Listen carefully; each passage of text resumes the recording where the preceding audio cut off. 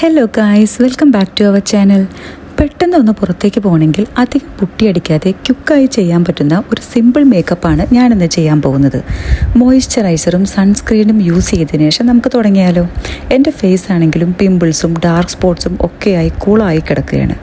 ആദ്യം നമുക്ക് eyebrows shade ചെയ്ത് തുടങ്ങാം. ബ്രൗൺ ഷെയ്ഡിലുള്ള ഒരു ഐബ്രോ ഡിഫൈനറാണ് ഞാൻ യൂസ് ചെയ്യുന്നത്. എനിക്ക് ചിലപ്പോൾ ഐബ്രോ ഷെയ്ഡ് ചെയ്ത് കഴിയുമ്പോൾ രണ്ട് ഐബ്രോസിൻ്റെയും ഷേപ്പ് മാച്ച് ആവാറില്ല. എന്നാൽ ഇന്ന് ഭാഗ്യത്തിന് രണ്ടും ഓക്കെ ആയി വന്നിട്ടുണ്ട്. ഐബ്രോ ചെയ്ത് കഴിഞ്ഞപ്പോൾ തന്നെ മുഖത്തിന് നല്ല വ്യത്യാസം ഉണ്ടല്ലേ. അതിനുശേഷം നമുക്ക് ലിപ്പ് ഒന്ന് ലൈൻ ചെയ്യാം. ഇതിന് പെൻസിൽ ടൈപ്പ് ലിപ്പ് ലൈനറാണ് ഞാൻ യൂസ് ചെയ്യുന്നത്. ഡാർക്ക് മെറൂൺ ഷെയ്ഡാണ് ഇവിടെ എടുത്തിരിക്കുന്നത്. അതിനുശേഷം നമുക്ക് ലിപ്സ്റ്റിക് ഇടാം. ഇവിടെ ഞാൻ യൂസ് ചെയ്യുന്നത് മാക്കിൻ്റെ D4 ഡേഞ്ചർ എന്ന കളറാണ് കേട്ടോ.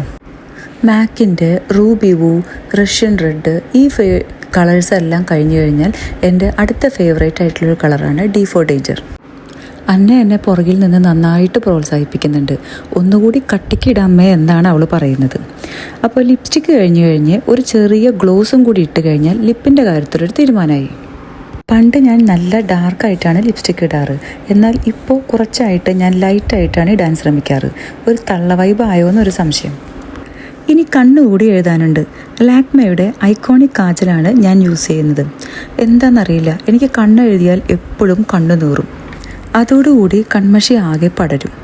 ഇന്നിപ്പോൾ ഐലൈനറോ മസ്കാരയോ ഐ ഷാഡോയോ ഒന്നും യൂസ് ചെയ്യുന്നില്ല, ഓൺലി കൺമഷി. അപ്പോൾ ഇതോടുകൂടി നമ്മുടെ ഒരു ചിന്ന മേക്കപ്പ് ഇവിടെ പൂർത്തിയായിരിക്കുകയാണ്. ശരിക്കും ഒരു 2 മിനിറ്റിൽ തീർക്കാൻ പറ്റുന്ന ക്വിക്ക് ആൻഡ് ഈസി മേക്കപ്പാണിത്. അപ്പോൾ thanks for watching. See you next time. By.